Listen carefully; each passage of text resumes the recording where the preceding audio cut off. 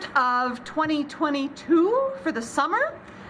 Today's concert is sponsored by the Arrowhead Library System and was made possible with dollars from the Minnesota Arts and Cultural Heritage Legacy Fund. TaikoArts was scheduled to be here summer of 2020, so we are really glad that we finally get to have them up here. Next week will be another library concert sponsored by Legacy funds. Afutayu. It's a Haitian dance troupe. I'm not real sure how to pronounce their name because all I've done is read it. But today, in this beautiful Wednesday evening of June, we have TaikoArts.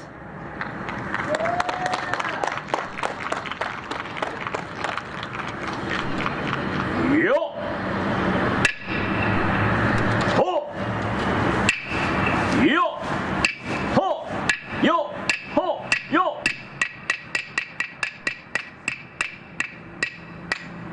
Oh!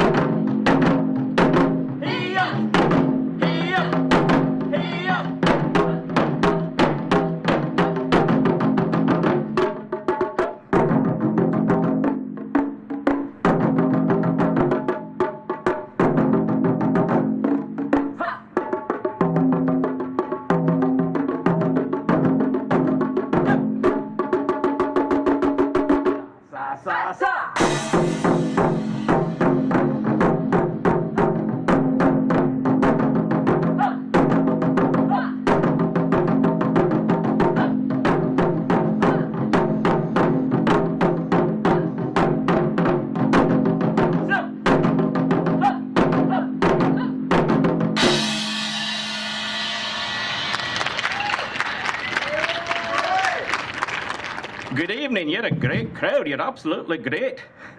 Thank you very much. How are you guys enjoying yourselves this evening? Thank you very much for coming out. We are part of TaikoArts Midwest from Minneapolis. Our group itself, the two of us, we are from Winnipeg, Canada. We are called Fubuki Daiko. Fubuki literally means blizzard. Taiko or Daiko literally means big drum. Being based in Winnipeg, we named the group after the weather that we always get.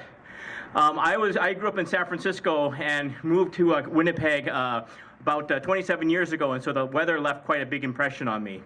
The first piece that we play for you was an original composition. It was a piece written by one of our friends from Sacramento, California. Her name is Tiffany Tamaribuchi.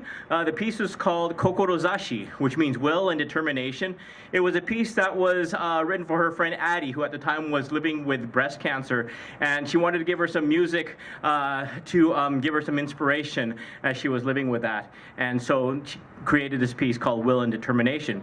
What we're doing here today is Taiko Drumming. Have all of you seen Taiko Drumming before, or who has not seen Taiko Drumming before? This is their first time. Okay, really good. That's good. All right. So Taiko Drumming has been around in Japanese culture for many, many centuries. It was a very important part of the rice fields, out in the fields of battle. It's also used in various religious ceremonies, as well as festivals. And oftentimes towns would determine how big their city is by how loud the drum is in their town. So the bigger the drum, the louder the sound, the bigger the city. As Japan modernized in the last 150 years, Taiko drumming became more of a festival relic.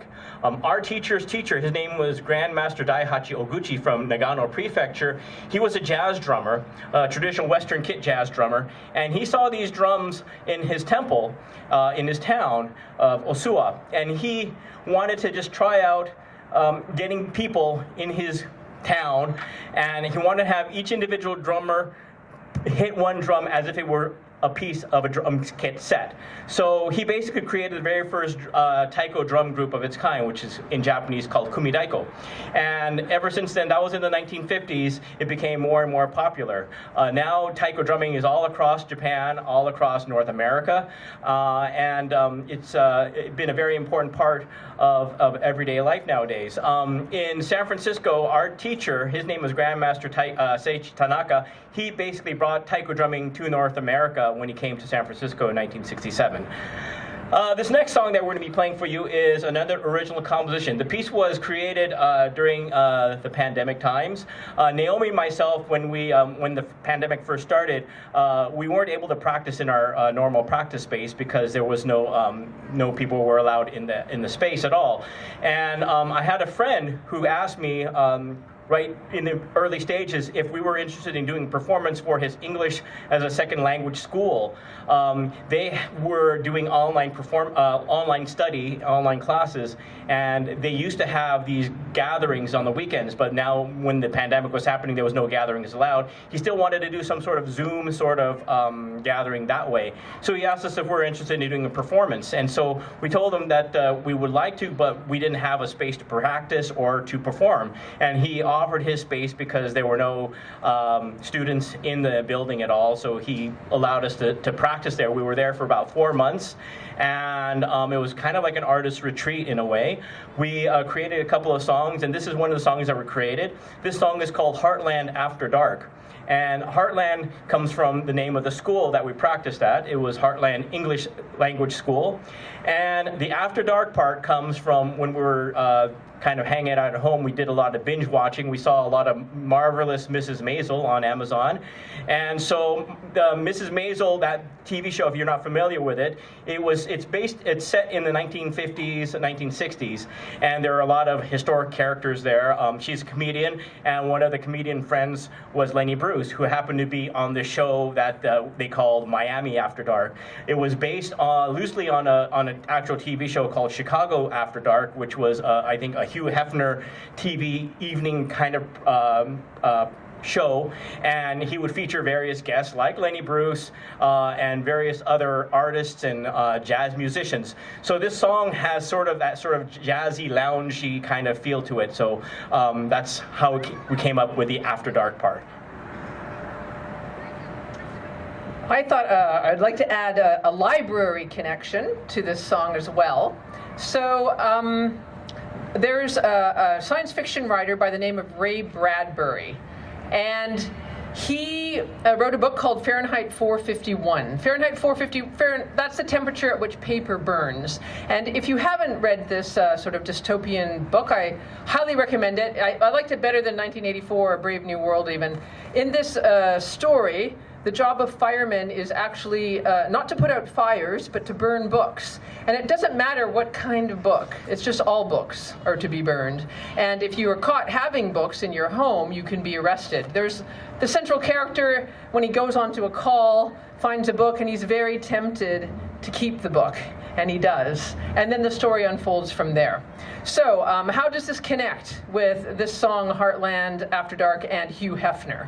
It turns out that Ray Bradbury, when he was writing this novel, did it in the basement of his public library, where he had to rent the typewriter for probably like 10 cents an hour. And when the book was finished, he was unable to find a publisher for it, because the story is about censorship. And it was the McCarthy era, it was the 1950s, and no one would publish it. He finally was able to get the novel serialized in a magazine. And the magazine that printed the first chapters of Fahrenheit 451 was the very first edition of Playboy magazine. So, interesting fact, life is complicated. This is Heartland After Dark.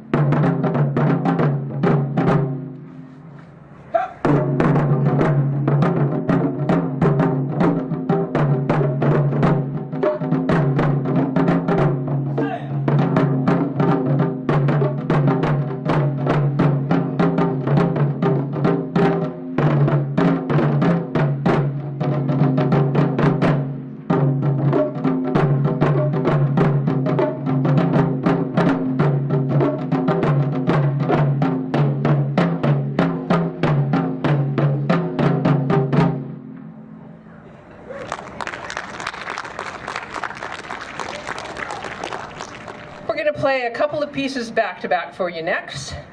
The second one we'll play for you is called Under the Same Sky. It was written to commemorate the International Day for the Elimination of Racial Discrimination, which is March 21st. And we wrote this piece we called it Under the Same Sky, to recognize the idea that no matter what we do while we're here on this planet, no matter what we look like, we all end up at some point living under the same piece of sky because the Earth is spinning around constantly on its axis. Before Under the Same Sky, we're going to open with a song for trees. And there's a bit of a backstory as to how this song came about. We work with kids a lot in schools, and when we're explaining to them about the drums, we teach them to treat the drums with respect, to treat them more like people than like things or objects. We actually name our drums when we build them. We write names inside of them, and we don't lean or sit on them. We don't treat them like pieces of furniture. We try and build a relationship with them. And we had been, teaching this to kids for over 30 years, but it wasn't until right before the pandemic when a third grader asked me a question that it really sank into me, like what I was saying. And what the kid asked me was, do the drums like to get hit? I thought, wow, like that is the best question I've had in my whole career of doing this. And it stayed with me, and I thought about it for weeks and weeks. In the moment, what I responded was, well, is there a difference between hitting the drum and playing the drum? And from what I've noticed from playing the drum and from observing other people playing taiko drums, I think there is quite a difference. The way I would describe it is the drum is being hit when the musician is using the drum for their own purposes. The drum is being played when there's more of a relationship, an equal relationship between the drum and the drummer. And the sound is actually different when those two things are happening. It sounds quite different. So there was that part of it. The other part I thought about was, well, if I was a drum myself, would I want to be played or would I want to be silent? At one point, these instruments were cows and trees, and then through no choice of their own, they ended up in this other form here as an instrument. And I thought, well, okay, if I was a drum, I think being played and having a voice might be preferable to sitting silent in a room and never making sound. But I'm a drummer and I'm biased, so of course I would lean in that direction. So I was lamenting this idea that it took me all of these years, like 30 years, to really get it about the drums until this child asked me this question. I was telling a friend about this and telling her how now, when I approach the drums, in the past, if we were soloing, often that happens when what we're doing, sometimes, most of the time it's not scripted. It's made up on the spot. And so in the past, when that would happen, I would approach the drum in a sort of more Western European way of, perceiving the drum as something for me to use for my self-expression, art as personal expression. Instead of that now, when I approach the drum, I try and imagine that I am like the electrical line that's connected to the drum, that's allowing the drum to say something. And I try and just pull myself back from it as much as possible and just be the conduit for the drum. And that's changed everything for me. And the notes that come out, the phrases that come out, they're all totally different. And it's like I'm starting all over again. So I was, telling my friend about this and how I was sad it took me so long to understand this idea. And she suggested, well, maybe in a way of responding to this, to the cows and to the trees that you've been playing all these years, maybe you could write a song for trees. And maybe because what I'm hearing in your voice is, a sadness about not getting it all this time, then maybe you should start the song with a lament. So this first part that we're going to play for you before Under the Same Sky is the lament for trees. And there's some beautiful ones out here. I've been particularly admiring this beauty over here. And then after that, we'll go into Under the Same Sky. I'm also going to dedicate this lament to my mother, whose ashes will be going into the ground soon after we finish this tour and get back to Canada. And not just for her, but for all our like beautifully, wonderfully flawed dead. When you think about it, there's so many more of them than us, all of those that have ever lived. That's a lot. That's a lot of people. And may we continue to sustain each other. Those of us who are still walking here and those of us who are elsewhere. So this is Lament and Under the Same Sky.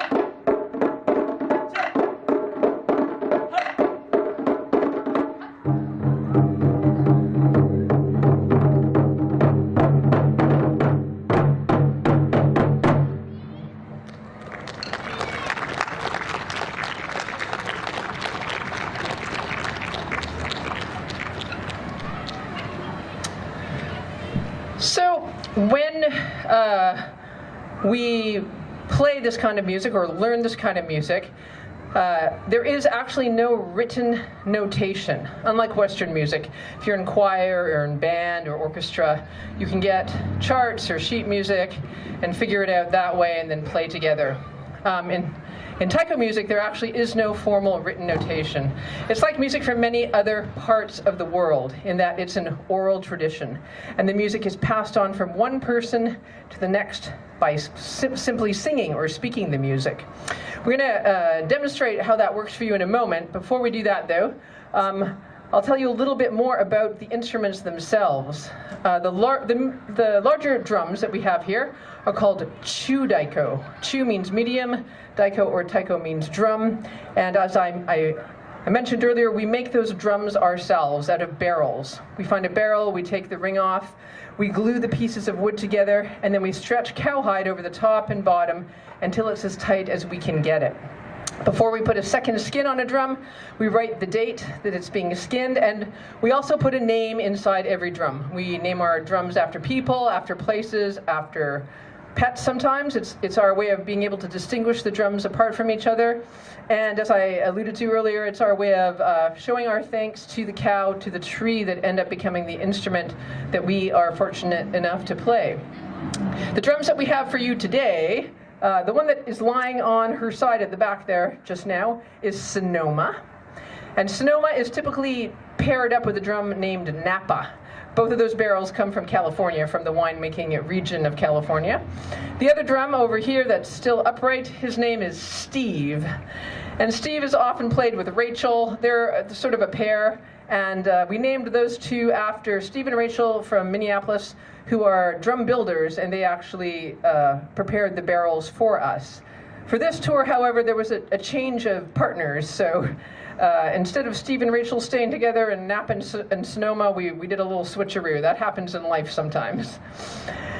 Because these drums' skins are nailed onto the drum, we cannot adjust the sound at all.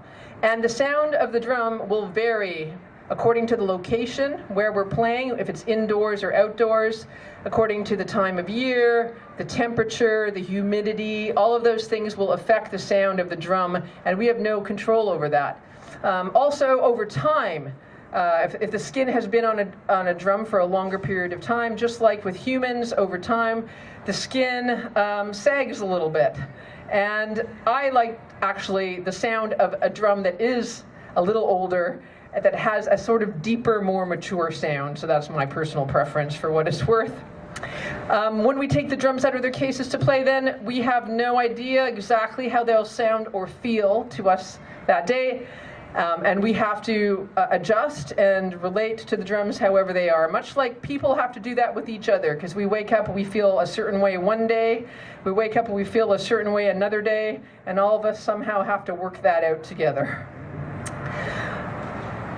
On the large drum, now if I wanted Hiroshi to play a loud sound, we use the system, as I mentioned earlier, an oral way of learning the music, where different sounds that you say with your voice match up with a different way you can play the drum with the drumsticks. So on the chudaiko, if I wanted Hiroshi to play one loud sound, I would ask him to play don. Two loud sounds like that would be dogo or doko. A soft sound would be the word su. Two soft sounds are suku. Sometimes we hit the edge of the drum, that sound is ka. Two sounds like that would be kara. We can take those sounds, we can rearrange them in any order that we want, and that's basically how we write music, how we teach it to each other. It is exactly like learning how to read and write. When you're learning to do that, in any language, the first thing that you need to do is learn the alphabet. Then you take letters from the alphabet, you can combine them, and you get words. Then you can take those words, you can combine them, you can get sentences. When sentences get combined, you eventually get stories. And that's all the song is. It's a musical version of a story. Sometimes people get intimidated by the idea of composing music. They think that you have to have special talent or genius to do it.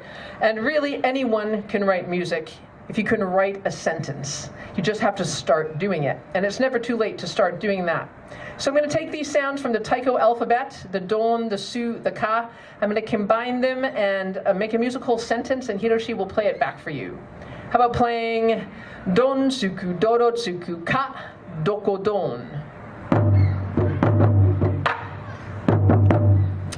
The small drum, it's called a shime, after the Japanese word shimeru, which means to tie. The smaller drum we can adjust a little bit. If we tighten the rope, the sound goes higher. If we loosen the rope, the sound goes lower.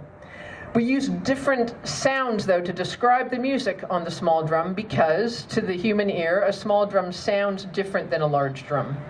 On the shime, one loud sound would be ten.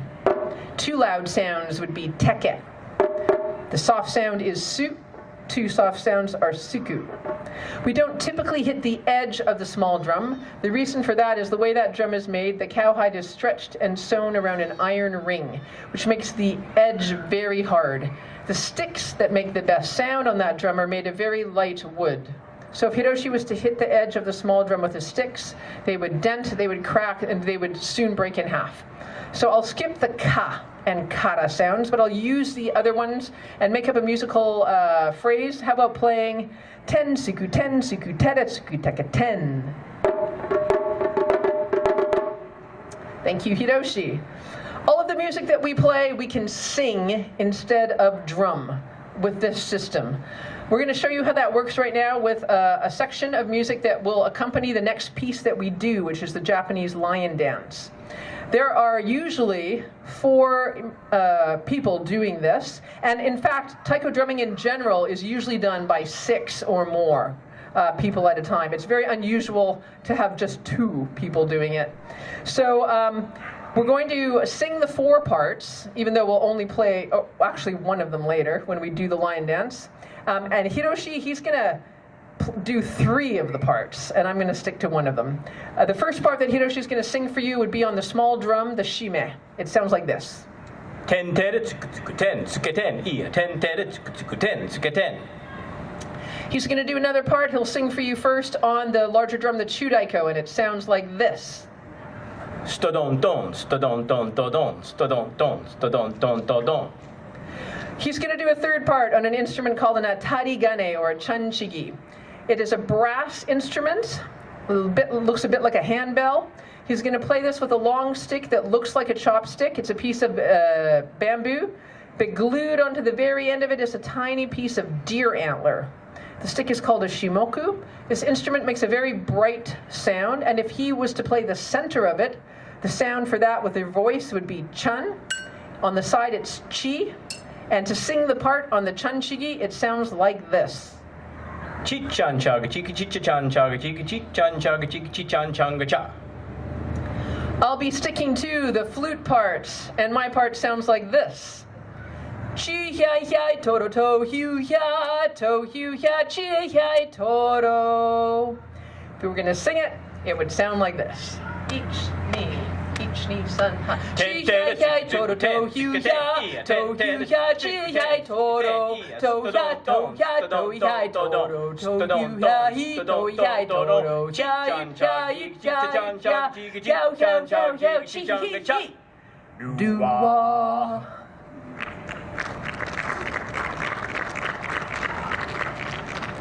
We'll play that same section for you now on the instruments. Hopefully you'll hear the connection.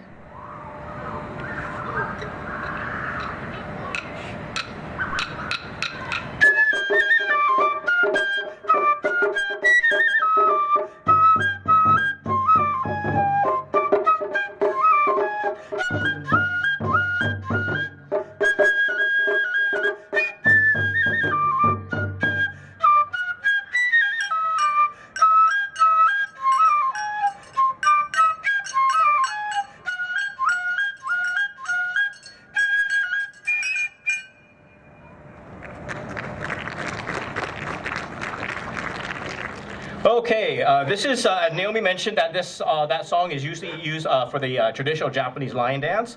So this will be the puppet show portion of the program. So this is a traditional Japanese lion dance that has been handed down to generation to generation for over 100 years. This style of lion dance was developed in Tokyo by Wakayama School, and it made its way to Japan from China.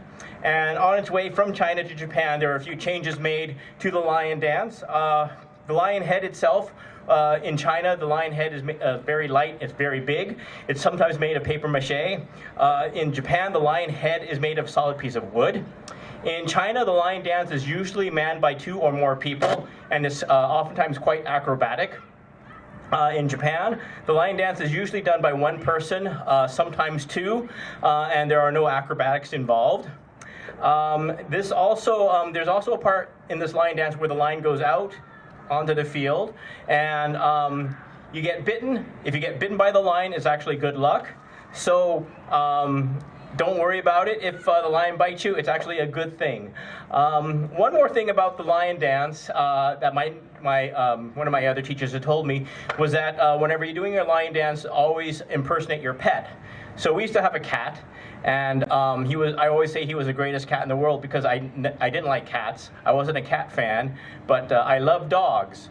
And he was the most dog-like cat ever, so that's why he was the best cat in the world. Let's see, one more thing, as Naomi mentioned, that this is oftentimes, the music is done by 3, sometimes 4 people, but today we only have just the 2 of us. So Naomi is on her own with a flute, but at the very beginning, we'll give you a sample of what I always like to call Japanese timing. In Western music, you have 3/4 or 4/4, even 2/4 time. In Japanese music, lots of times it's just more like 1, 2, 3, 4, you're late. So you have to always be on the ball, be aware of each other. And the very first part of this song is basically a series of 7 hits, 5 hits, and 3 hits, and is repeated. When you're listening to it, it just sounds like a bunch of random hits, but they actually have the timing. There is an actual set timing for this. So this is the Japanese lion dance, or the shishimai. Thank you.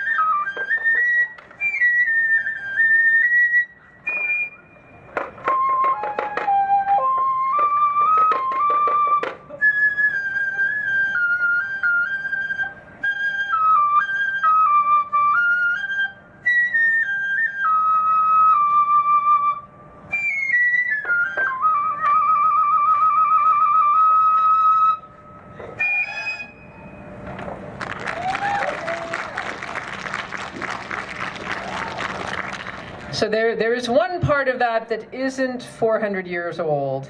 I'm guessing you can probably guess which part. I don't think they had bubblegum back then. We would like to say some thank yous again. I know Diane mentioned Arrowhead Libraries, the Minnesota Arts and Cultural Heritage Fund, the state of Minnesota. We'd also like to really thank Diane and Jeff for setting up, organizing, figuring this all out, patiently waiting for 2 years for this to happen. Thank you very much. And we've been so impressed by all of the libraries. I mean, we love playing outdoors too. Like, that's something that happened during the pandemic. I really came to love actually playing outdoors instead of indoors.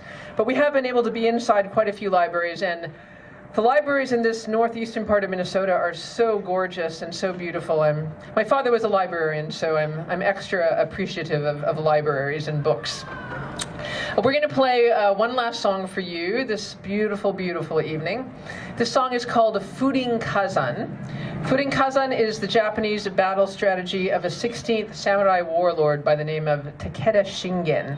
And he comes from the part of Japan near Tokyo, near Mount Fuji, where Hiroshi's ancestors on his dad's side come from.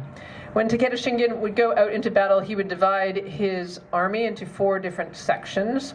And to each section, they would be given a symbol from nature.